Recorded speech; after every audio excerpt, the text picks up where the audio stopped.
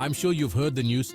Building a PC isn't just for the pros. With a few tips and the right tools, you too can become a PC assembly master. Let's start with the basics. First, you'll need your motherboard. That's the backbone of your machine. Carefully align it with the case and secure it. Next, it's time for the processor, the brain. Make sure to align the corners correctly and gently lower it into the socket. No force needed. Now, for the RAM, your computer's short-term memory. Click those sticks into the slots until you hear that satisfying snap. Moving on to storage, slide in your SSD or HDD. Remember, more storage means more space for your games, files, and programs. Don't forget the power supply.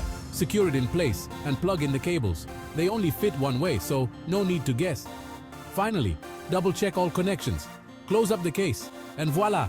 You've just built your PC. Boot it up and bask in the glory of your handiwork. Ready to upgrade your skills? Follow along for more tips on maintenance and software installation that will keep your new computer running smoothly.